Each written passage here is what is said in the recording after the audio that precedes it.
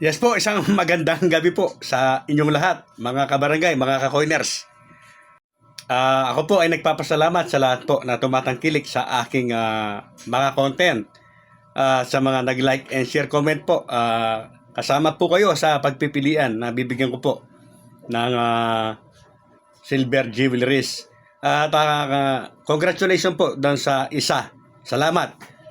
Sa dinami-dami ng binigyan ko ay ikaw lang ang nagsabi sa akin na natanggap mo na yung padala ko. Although monitor ko naman po through tracking kung natanggap na o hindi. Yung iba po ay hindi na nagparandam. Okay lang po yun kasi binigay ko naman sa kanila na yun Sa kanila na yun. At patuloy lamang po kayo sa pagsubaybay sa aking channel dahil sa mga content ko po i-announce kung sino po yung aking mga bibigyan. At 15 days lamang po yan. Kailangan nakita ninyo, nabasa ninyo, narinig ninyo para mag-komento kayo at mai-comment po ninyo yung inyong address with phone number para mas madali po na makarating yung aking ipadadala po sa inyo. Ito po, joke time lang, konti. At para naman po sa ating mga bashers, ganito po ang gawin ninyo para hindi po kayo mahirapan o malito. Ano po?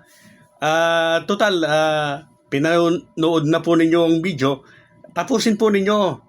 Para po pag nag-comment kayo ay hindi kayo magmukhang katawa-tawa.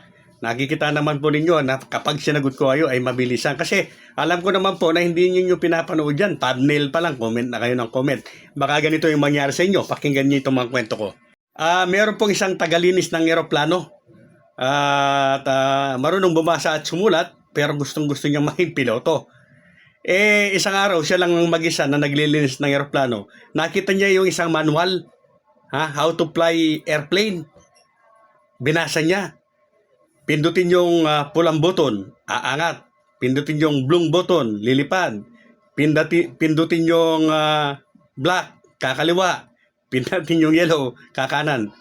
So, ang sabi niya sa kanyang sarili, napakadali lang pala yung magpalipad So, pinindot po niya yung pulang button, umangat. Pinindot yung asul, lumipad pataas. So, nag-enjoy siya. Pindot ng black, kaliwa, pindot ng yellow, kanan, nag-e-enjoy po siya. Ang sabi niya sa sarili, napakadali lang pala. Nung nagsawa na po siya, gusto niya bumaba. Binasa niya ngayon yung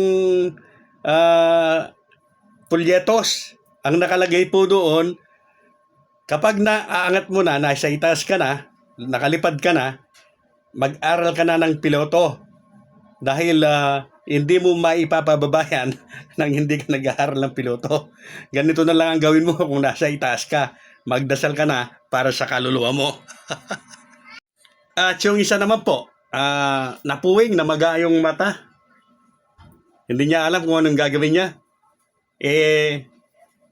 Binasa niya ngayon yung paano gamutin yung mata. Ang nakasulat, ganito niya basa niya. Ang apog ay madali at magandang panghilamos sa mata. So, dagli-dagli po siyang kumuha ng apog, naghilamos. Napansin niya na lumalabo yung kanyang mata. Tinignan ngayon yung pulyetos. May kasunod pala.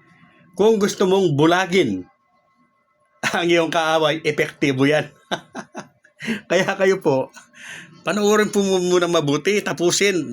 Para pag nagkomento kayo, ay tama, huwag kayong magmamadali. Komento kayo ng komento, wala naman kayong naiintindihan sa sinasabi ko. Kaya napapahiya po kayo. Coiners Ring.